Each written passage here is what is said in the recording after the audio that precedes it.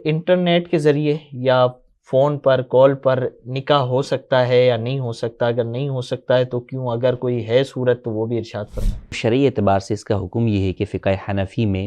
نکاح کے لیے ایجاب و قبول کی مجلس کا ایک ہونا ضروری ہے۔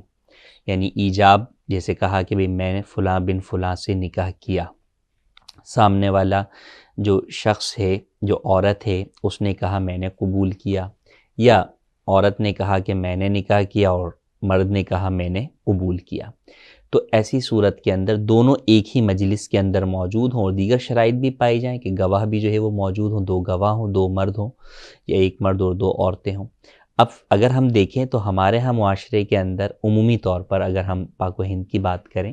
تو یہاں پر لڑکی جو ہے وہ ڈائریکٹ ایجاب و قبول نہیں کر رہی ہوتی، وہ مجلس نکاح میں نہیں ہوتی، ہال ہے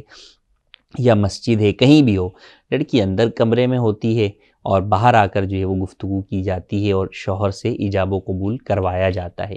تو وہاں بھی بظاہر تو یہ لگتا ہے کہ مجلس جو ہے وہ الگ الگ ہے، کہ لڑکی کہیں بیٹھی ہوئی ہے، لڑکا کہیں بیٹھا ہوا ہے، تو جب یہاں نکاح ہو سکتا ہے تو فون پہ کیوں نہیں ہو سکتا؟ تو فرق یہی ہے کہ وہاں پر جو وکیل جاتا ہے اندر سے جا کے وہ اجازت لے کر آتا ہے لڑکی سے کہ میں تمہارا نکاح فلاں بن فلاں سے کر دوں، اتنے حق مہر کے بدلے میں وہ اجازت دیتی ہے۔ اب وکیل جو ہے وہ آ کے در حقیقت یا تو خود ایجاب کرتا ہے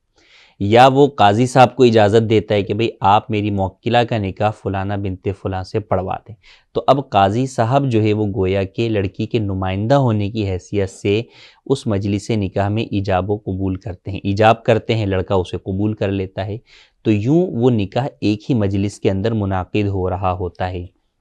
اگر ہم ڈیجیٹل ذرائع کی بات کریں، اسکائپ کی، ویڈیو کال کی یا فون کی، تو اس میں مجلس جو ہے وہ الگ الگ ہوتی ہے، اگرچہ سامنے ایک دوسرے کو دیکھ رہے ہیں، ایک دوسرے کی آواز جو ہے وہ سن رہے ہیں، اس کے باوجود مجلس الگ الگ ہے، دونوں الگ الگ جگہ بیٹھے ہوئے ہیں۔ تو یوں فون پر نکاح جو ہے وہ جائز نہیں ہے، ویڈیو کال کے اوپر نکاح جائز نہیں ہے۔ اس کا جائز طریقہ بھی وہی ہوگا جو ہمارے ہاں عام نکاح میں ہوتا ہے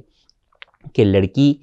اگر مثال کے طور پہ مجلس نکاح میں موجود نہیں ہے تو وہ مجلس نکاح میں موجود کسی شخص کو فون پر اپنا وکیل بنا دے کہ میں فلاں بن فلاں کو اپنا وکیل بناتی ہوں کہ وہ میرا نکاح خود یا کسی اور کے ذریعے سے فلاں بن فلاں سے جو ہے وہ اتنے حق مہر کے بدلے میں کر دیں۔ اب وہ اس مجلس نکاح کے اندر جو لڑکا موجود، جو وکیل موجود ہے، وہ جو ہے وہ پھر ایجاب کرے گا کہ میں اپنی موکلہ فلانا بنت فلاں کا نکاح تم سے اتنے حق مہر کے بدلے میں نے کیا، اور لڑکا کہتا ہے میں نے قبول کیا، تو یوں نکاح منعقد ہو جائے گا جبکہ دیگر تمام شرائط پائی جائیں۔ آسان الفاظ کے اندر اگر میں اس کو ایکسپلین کروں، مثال کے طور پہ لڑکا جو ہے وہ مدینہ شریف کے اندر موجود ہے اور وہ وہاں پر جو ہے وہ نکاح کرنا چاہتا ہے، لڑکی جو ہے وہ کراچی کے اندر موجود ہے، تو لڑکی مثال کے طور پہ اپنے بھائی کو جو کہ وہاں